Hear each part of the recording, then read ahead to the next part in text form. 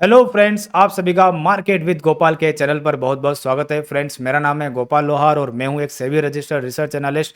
यहां पर जितने भी हम एनालिसिस करते हो सारी की सारी केस स्टडी पर्पस के हिसाब से है। इसके ऊपर अगर आप बाई सेल करते हो तो उसके ऊपर बाई सेल जो भी करते हो और प्रॉफिट एंड लॉस होता है उसकी जिम्मेदारी आपकी स्वयं की होगी, मेरी बिल्कुल भी नहीं होगी। ये वाला जो चैनल है हमारा पूरा का पूरा लर्निंग पर्पस के हिसाब से है।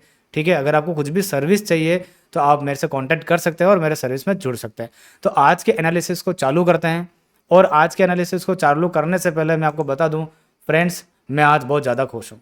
मैं आज बहुत ज़्यादा खुश हूँ क्योंकि मैंने आपको बताया था, केस नंबर 2 केस दिए थे मैंने कि ऐसे ऐसा हो सकता है। और मैंने आपको क्या बोला था, केस देने से पहले ये भी बोला था कि मार्केट में एक बार इस मूविंग एवरेज के प्राइस वापस आएगा।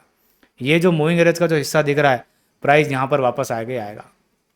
ये हमने डिस्कस किया था क्योंकि ये जो चारों मूविंग एवरेज जो खुले हुए हैं, प्राइस अगर एक बार ऊपर जाता है तो एक बार तो इस प्राइस को छूने आता ही आता है। मतलब चारों मूविंग एवरेज को टाइट करेगा, ये हमने डिस्कस किया था। और मैंने बोला था जब तक चारों मूविंग एवरेज जो है ये पूरे टाइट नहीं हो जाती इस वाले एरिया में, यहाँ पर जो है टाइट नहीं हो जाती, उसके बाद ही बड़ा ट्रेंड आएगा। जब तक टाइट नहीं होगी तब तक जो है आपका मूविंग प्राइस जो है कहीं जा नहीं पाएगा, इसी के बीच में काम करेगा। ठीक है, और मैंने आपको ये भी बोला था नीचे की तरफ जो करेक्शन है वो 23,000 और 23,100 तक आ सकती है। ये हमने डिस्कस किया था, आप जाकर के वीडियो देख सकते हैं। वो वाला वीडियो जाकर के देख लेना जहाँ पर मैंने आपको केस दिए थे और मूविंग एवरेज के हिसाब से समझाया था मैंने। ठीक है, तो बिल्कुल वैसा होता हुआ दिखाई दे रहा है हमें। यहाँ से प्राइस 23,800 से हाई मार करके वापस 23,100 तक आज 120 130 तक आया यहाँ पर। और कल मुझे लगता है 23,050 तक भी आ ही जाएगा। मूविंग एवरेज को एक आध बार टेस्ट कर लेगा यहाँ पर। ठीक है, तो इस हिसाब से मूविंग एवरेज का काम होता है। अगर ये मूविंग एवरेज अगर आपको आती है तो आप मार्केट में आराम से अंदाज़ा लगा सकते हो कि बाजार में क्या हो सकता है और क्या नहीं हो सकता है। ठीक है, तो अब हम हमारी एनालिसिस को चालू करते हैं और आगे देखते हैं कि अब क्या हो सकता है। ठीक है, जैसा कि कल 2 अप्रैल है और 2 अप्रैल को खास क्या है, पूरे वर्ल्ड में टैरिफ लगने वाली है ट्रम्प साहब के द्वारा। तो बाजार में अब कल क्या हो सकता है क्या नहीं हो सकता, ये तो ट्रम्प साहब डिसाइड करेंगे। टैरिफ किस टाइप की लगती है, किस टाइप की नहीं लगती है। तो अब मैं आज आपको बता देता हूँ कि बाजार में क्या होने वाला है और क्या हो सकता है। ठीक है,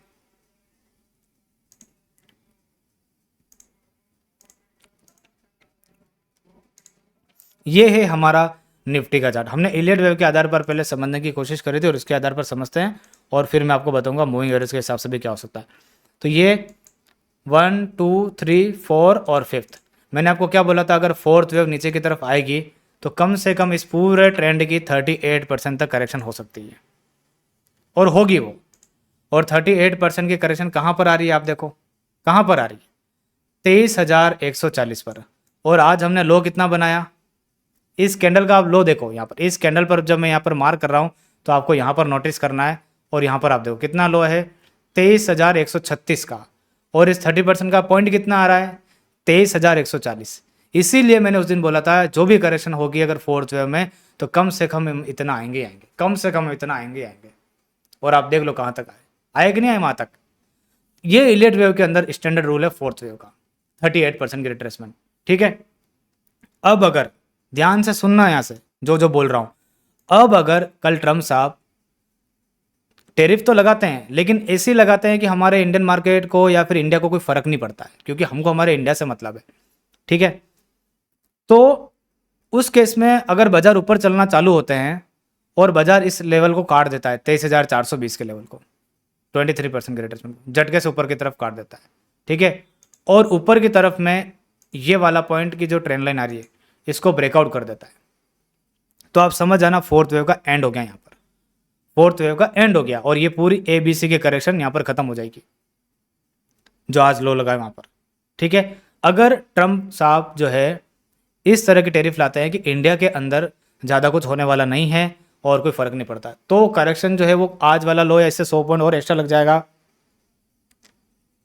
मान लेते हैं 23,000 तक आ गया और वहाँ से ऊपर चलना चालू हो गया और 400 को काट दिया ऊपर की तरफ, 400 450 काट गया और ऊपर की तरफ क्लोजिंग आ गई 23,400 तक आ गई। इसका मतलब लो पॉइंट यहाँ पर 4th वेव का लग जाएगा, इसका मतलब 4th वेव का लो पॉइंट लग जाएगा और इसका समय भी पूरा हो गया। ठीक है, उसके बाद में 5th वेव चालू हो जाएगी और 5th वेव जो चालू होगी वो इसके ऊपर जाएगी 23,800 से ऊपर, कम से कम 24,200 यहाँ तक जा सकती है क्योंकि उसका टारगेट भी लगा देते हैं कितना जा सकती है, उसका टारगेट भी लगा देता है। मैं ये मान के चलता हूँ कि सपोज करो 23,000 तक हम आ गए, ठीक है। तो हम कम से कम 62% की रिट्रेसमेंट तक जा सकते हैं और वो आ रहा है 23,200 तक। तो ये फिफ्थ वेव जो है यहाँ तक जाएगी, फिर फिफ्थ वेव जो है यहाँ तक जाएगी, ठीक है। ये केस कब एप्लीकेबल होगा? जब मार्केट में सब कुछ ठीक रहता है, टेरिफ ठीक ठाक लगता है, बाजार 23,000 के नीचे नहीं जा पाता है, जाता है तो भी इमीडिएटली ऊपर आ जाता है। कुल मिलाकर के 23,000 के नीचे मान लो जैसे 22,900 गया, लेकिन 22,900 टिकना नहीं चाहिए, टिकना नहीं चाहिए, और वापस 23,100 23,200 के अंदर आ जाना चाहिए मार्केट, ठीक है। और कल क्लोजिंग भी 23,100 23,200 के ऊपर आएगी, तो जाकर के फिर हम वापस एनालिसिस करेंगे और उसको देखेंगे क्या हो सकता है। लेकिन अगर कल ही मार्केट पूरा का पूरा प्लस कर दे, 23,400 450 से भी ऊपर चला जाए, तो आप समझ जाना फोर्थ वेव का लो पॉइंट क्रिएट हो चुका है, फोर्थ वेव का लो पॉइंट क्रिएट हो चुका है और हम फिफ्थ वेव की तरफ ऊपर बढ़ रहे हैं। और फिफ्थ वेव 24,200 तक जा सकती है, ठीक है, वहां तक चली जाएगी। ये केस तब जब ज़्यादा कोई टेरिफ वेरिफ लगता नहीं है और लेवल नहीं टूटता 22,900 का नीचे की तरफ, ये वाला केस, ठीक है। अब दूसरी बात करते हैं। अब दूसरी बात ये करते हैं कि अगर मान लो टेरिफ इस तरह का लगा, ट्रम्प साहब ने ऐसा टेरिफ लगाया कि बाजार में हाहाकार हो गया, सब कुछ बाजार में हाहाकार हो गया और मार्केट ने 22,900 भी तोड़ दिया, 22,800 भी तोड़ दिया, 22,700 भी तोड़ दिया, तो फिर समझो लंका लग गई, तो फिर समझो लंका लग गई, मार्केट फिर ऊपर जाएगा ही नहीं, मार्केट फिर ऊपर जाएगा ही नहीं। और मार्केट के अंदर फिर ये जो 5 वेव का जो स्ट्रक्चर है फेल हो जाएगा और ये पूरा स्ट्रक्चर 3 वेव का बन जाएगा, और ये वाला पूरा स्ट्रक्चर 3 वेव का बन जाएगा। ए, यहाँ पर हमारी बी और ये हमारी सी, और फिर बड़े टाइम फ्रेम का ये एक्स वेव बन जाएगा, बड़े टाइम फ्रेम का फिर ये एक्स वेव बन जाएगी और फिर मार्केट यहीं से नीचे गिरना चालू कर देंगे। मतलब ये टॉप लग जाएगा, कहने का मतलब शॉर्ट टर्म का, ठीक है, इस पूरे ट्रेंड में। क्योंकि 3 वेव का बाउंस बैक हो जाएगा, जैसा यहाँ पर हुआ 1 2 3 1 2 3, हमेशा जैसे ही 3 वेव के बाउंस बैक होते हैं और ये वाला हाई कट जाता है, पुराना वाला स्ट्रक्चर वही डैमेज हो जाता है। जैसे ये 3 वेव का बाउंस बैक है, ये वाला, इसका हाई जैसे ही कटा स्ट्रक्चर डैमेज, ये 3 वेव का बाउंस बैक है, इसका हाई जैसे ही कटा स्ट्रक्चर डैमेज, इसका हाई कहाँ पर है, इसका हाई है यहाँ पर है, इस वाले लेवल पर है, ये लेवल आ रहा है 22,650 के आसपास, ठीक है। तो ये चीज़ मैंने आपको बता दी।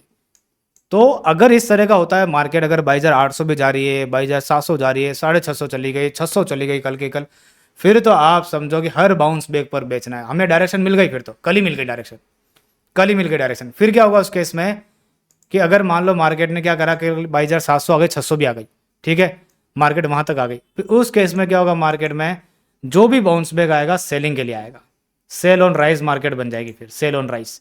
तो वो लगा के बताता हूँ कैसे बनेगी वो मार्केट। जैसे मानते हैं कि इस तरह का टेरिफ आया कि बाजार में कुछ हाहाकार मच गया, बाजार में इतना गंदा हाहाकार मच गया कि मार्केट ने इन मूविंग एवरेज के नीचे आ गए, जैसे यहाँ नीचे आ गए 22,700 पर आ गए, 650 पर आ गए, कल गिर गए, उससे नीचे ज़्यादा गिर नहीं पाएंगे, और 22,700 की क्लोजिंग दे दी, मान लो 22,700 गिर गए, मान लो 22,800 की दे दी, 22,900 की दे दी, चलो कोई दिक्कत नहीं है, 700 का लो बना है, 22,900 की दे दी, चलो ठीक है। लेकिन स्ट्रक्चर खत्म, स्ट्रक्चर खत्म, स्ट्रक्चर खत्म, तो इसमें क्या होगा कि वहां से वापस से क्या होगा, इन मूविंग एवरेज के पास में जाएगा और नीचे की तरफ गिरना चालू कर देगा। स्ट्रक्चर 22,900 और 22,800 के नीचे जाने से ही खत्म हो जाएगा, स्ट्रक्चर पूरा खराब हो जाएगा।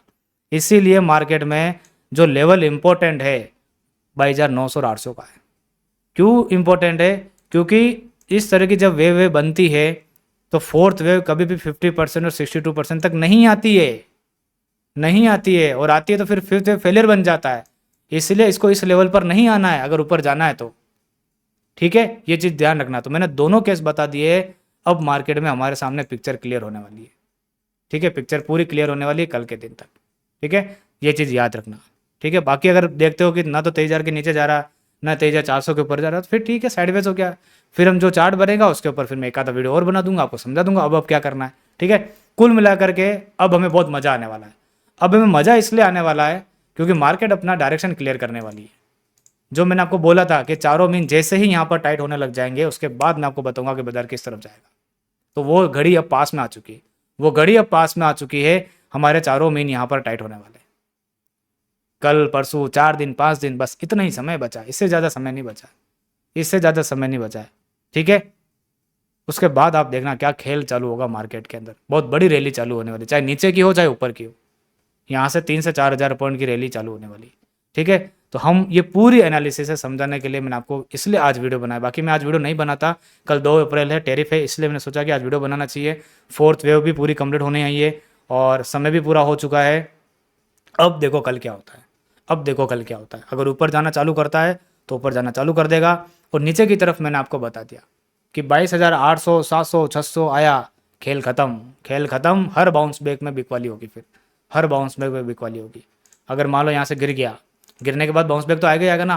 जैसे ही बाउंस बैक लेगा यहाँ पर साइडवेज ओवर गिरना चालू कर देगा नीचे की तरफ, गिरना चालू कर देगा नीचे की तरफ। ये है सारा खेल।